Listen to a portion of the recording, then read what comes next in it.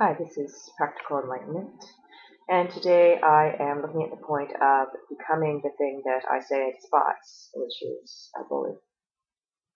And so I am involved with Journey to Life blogging, and I'm going to put a link below to that, and it's a very practical part of a course I'm taking online called Destiny I Process Course. And in the previous blog, what I was able to uncover as I'm writing about and examining my anger was the thing that I uncovered was, well, what is my starting point?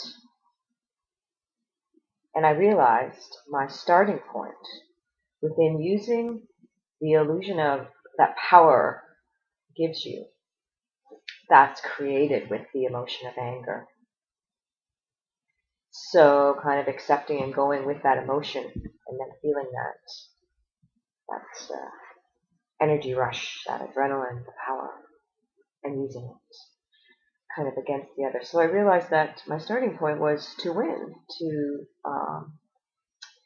annihilate my opponent, to win, like a little war, right? And I've been writing about family arguments, and within that, I realized today in my writing, I become the bully. You know, I'm assuming that it's my son and husband who are bullying me, but in reacting, I become a bully as well.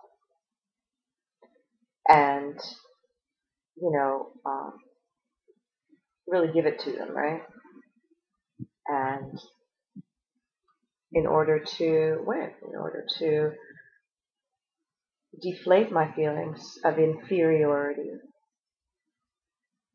my fear of being wrong, of being victimized, of being helpless.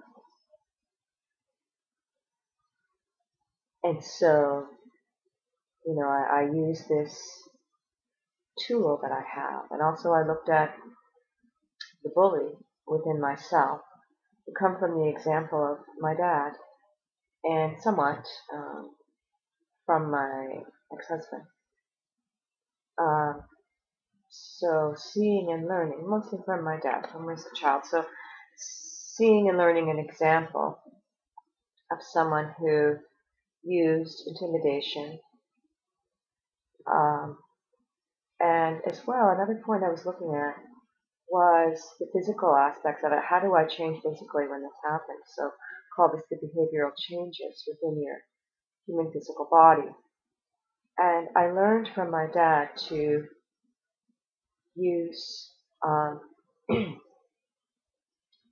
voice, so tonality, and making the voice probably a little deeper and a little louder, and I might speak faster, and I definitely would stiffen. There'd be a lot of stiffening of facial muscles, kind of the jaw, the whole body really.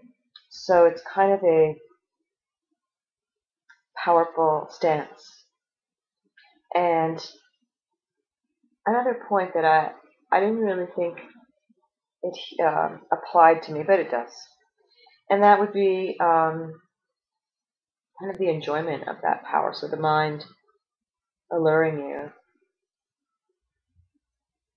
to participate in this power because you're going to enjoy it. It's going to make you feel good. It's going to make you feel like a winner. You're going to look like a winner. You're going to sound like a winner. Because you will annihilate your opponent. You know, you're going to shoot them down with your mouth, not with real bullets. But you know, and so I have to admit, mostly 99% of the time, I don't recall a time where I did this when I was sober, where I thought, I'm not the words exactly, but kind of like, yeah, I can use this power pretty well. I can get this person. I can nail them. I can really nail them with what I have to say, which is verbal abuse. It's bullying. So I would be drinking or drunk, and I participated in this behavior, which my father did when he was drinking and drunk. And that has obviously I've been drank for 9 years now, so that doesn't happen in my family arguments at home with my son and husband. But I had to admit when I looked at that point, I had done that, been that fool. But now it's completely sober, so no, I don't think I'm going to enjoy it. I just want to protect myself, protect my own ego, and destroy theirs. Destroy their point and destroy their ego. So I have to remember my starting point is no longer I want to win. It is that I would like to be able to create a safe environment for us to communicate. Yeah. And then keeping that in mind, I need to, the bully won't come out. I won't be a hypocrite. I won't feel guilt and shame after putting someone else down or just kind of shouting back to them kind of thing. So I'll put a link to my blog as well. And yeah, that is me facing the point of my own bullying.